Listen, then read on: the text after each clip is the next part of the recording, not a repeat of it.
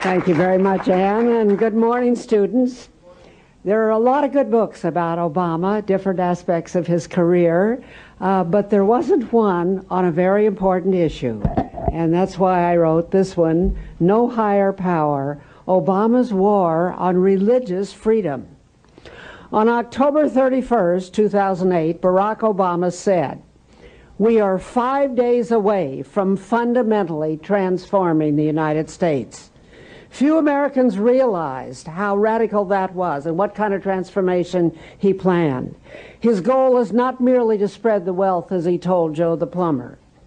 His goal is to transform America from one nation under God, as we proudly proclaim in our Pledge of Allegiance, to a totally secular country where we're allowed to recognize no higher power than the federal government, especially the executive branch. When Obama moved into the White House, the groundwork for this campaign of secularism had already been laid by dozens of lawsuits filed by the ACLU and various atheist organizations, petitioning supremacist judges to use the First Amendment to tear down all crosses and monuments or pictures of the Ten Commandments that are visible to the public, and to cut off the microphones of public school students thanking God in their valedictory speeches, and to forbid school kids to sing Christmas carols. At Obama's campaign stops, his liberal friends chanted that he is the one we've been waiting for. As soon as he moved into the White House, Obama began his long series of words and actions to secularize our country. He's trying to make the U.S. a totally secular nation. The goal was predictable when he was campaigning in San Francisco before he was elected. Here are Obama's insulting words about religious people in the United States. He said they get bitter, they cling to guns or religion, or antipathy to people who are not like them, who are anti-immigrant or anti-trade, as a way to explain their frustrations. Obama looks down on religious people. Obama has a record of hostility to religion that we have never before seen in any American president. One of his first executive orders in January 2009 was to reverse the practice of the Bush administration and start giving taxpayer money to organizations that perform abortions in other countries. In February 2009, he announced the elimination of conscience protections that allowed pro-life doctors and nurses in federally funded hospitals to opt out of performing abortions. In April 2009, Obama delivered a speech at Georgetown University only after his staff had pressured the Catholic College to cover up the monogram for the name of Jesus that was always displayed above the podium. The next thing we noticed was that when President Obama recites the Declaration of Independence, he changes the wording. When he quotes the Great Declaration, he censors out the word Creator. We all know that the Declaration proclaims that we are endowed by our Creator with certain unalienable rights. And again, when Obama recites this line, he omits the word Creator. Obama has done this so often that it cannot be a slip of the tongue or a glitch of the teleprompter. It's deliberate. He changing the words of the Declaration of Independence is part of his determination to remove everything religious and every mention of God from every aspect of our public life. Obama canceled the traditional White House event honoring the National Day of Prayer, saying he would pray only in private. In a November 2010 speech, Obama pretended to quote the U.S. national motto, which is, "In God we trust." I guess he couldn't bring himself to say God, so he mistakenly said, "Our official motto is E pluribus unum." When Obama gave the traditional presidential Thanksgiving Day address in 2011, he again failed to mention God. It wasn't clear who he was thanking on this uniquely American holiday, but it certainly was not God. The U.S. Constitution makes it a prime duty of the President to take care that the laws be faithfully executed. And we all saw Obama at his inauguration swear an oath to uphold the laws of the United States. But apparently Obama thinks he can pick and choose which laws to enforce and which he can overturn. In February 2011, Obama instructed his Justice Department not to defend the Federal Defense of Marriage Act, known as DOMA, which was overwhelmingly passed by a bipartisan Congress, but is now under attack in the federal courts by the homosexual activists trying to get supremacist judges to declare it unconstitutional.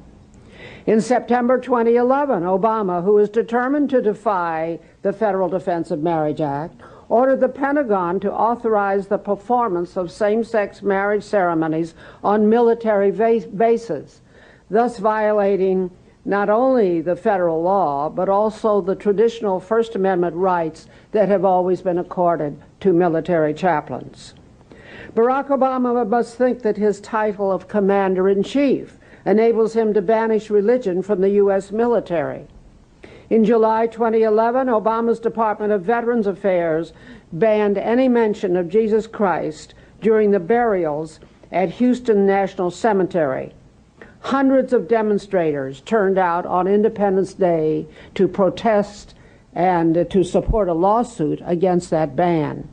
After that, the ban was lifted.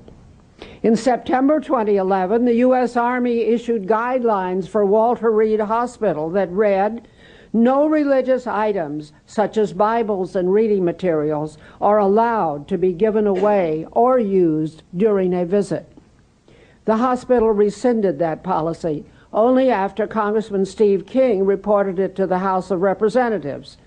Steve King said, "This order means you cannot bring in a Bible and read from it when you visit your son in the Veterans Hospital. It means a priest coming to visit a veteran on his deathbed could not offer the last rites. This is outrageous." Well, the Walter Reed Hospital officials were embarrassed, and they did cancel that policy. In February 2012, responding to complaints from atheists, the Air Force removed the Latin word for God, Dei, from the logo of the Rapid Capabilities Office, and also removed the motto, written in Latin, which means doing God's work with other people's money. The new logo says, doing miracles with other people's money.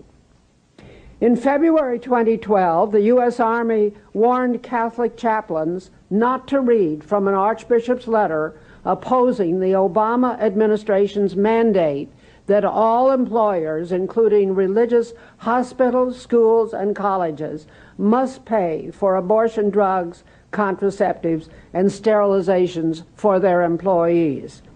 Most people found it shocking that an order could be issued telling chaplains that they cannot say to members of their own faith during a religious service.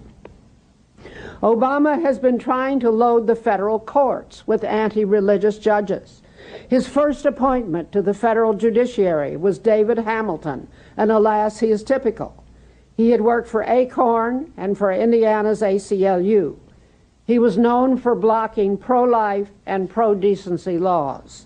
Even the left-leaning American Bar Association called him not qualified. In 2005, when Hamilton was a federal district court judge, he banned a prayer used in the Indiana legislature that mentioned Jesus Christ. And he ordered the Indiana legislature to refrain from using Christ's name or title or any denominational appeal. However, at the same time, Hamilton said it is permissible for the legislature to use the word Allah. Fortunately, that decision was overturned on appeal. However, President Obama then promoted David Hamilton to a lifetime judgeship on the U.S. Court of Appeals for the Seventh Circuit. Federal Judge Michael Urbanski is another ACLU-type judicial appointment made by President Obama. Urbanski must take the cake for having the most extraordinary, exalted notion of his own power. Urbanski suggested in court that the 10 Commandments be censored down to 6 commandments in order to make the posting of the commandments legal under the First Amendment. Obama's most outrageous attack on religious liberty is his executive order in Obamacare that the requirements to impose that the requirements violate their religion. 23 new lawsuits have been filed in 14 states challenging the Obamacare mandate on the religious liberty argument. These lawsuits involve 50 plaintiffs, including Protestant and Catholic colleges, religious schools serving inner-city children, and charities providing care for the abused and neglected. If these lawsuits are not successful, all those institutions will have to close their doors.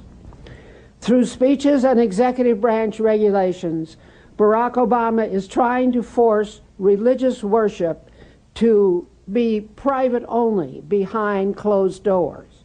He's willing for you to worship inside your church. That's why he doesn't talk about religious liberty. He talks only about freedom of worship, which means inside your church, or maybe a synagogue, but not have any Christian symbols such as the cross or say a prayer in any public place. Obama's regulation in Obamacare shows how far he wants to take this new policy, that there is no higher power than the federal government. Churches have traditionally enjoyed a religious exemption from employment laws, but Obama wants this exemption to apply only to what goes on inside churches, but not to any of the many institutions built and managed by people of faith, such as hospitals, schools, colleges, and various charitable institutions. Obama wants those organizations to be bound by his secular rules. A prime example of his hostility to religion is the Supreme Court case called Hosanna Tabor Evangelical Lutheran Church and School versus EEOC. The church had fired one of its minister teachers in its church school, and she sued to get her job back. With the help of Obama's lawyers, this case got up to the U.S. Supreme Court. Obama's lawyer made the astonishing argument that the federal government could force the Lutheran Church to rehire this woman in their school, their own school. Obama's argument was so ludicrous that in January 2012, the Supreme Court justices voted 9-0 against the Obama position. It was so over the top that even Elena Kagan voted against it. Now, nearly every American president, starting with George Washington, spoke publicly about their religious faith, including a lot of the presidents I don't even like, but they all did. And there are plenty of those. Our founding fathers who wrote the First Amendment would be shocked at how Barack Obama is trying to redefine the First Amendment. In 1814, Francis Scott Key wrote the Star-Spangled Banner and included the line, "This be our motto, in God is our trust." Congress made "In God we trust" our national motto, and it's on all your money. It's time for the American people to realize how fundamental is the transformation that Obama is trying to bring about in America. And this is our year to bring it to an end.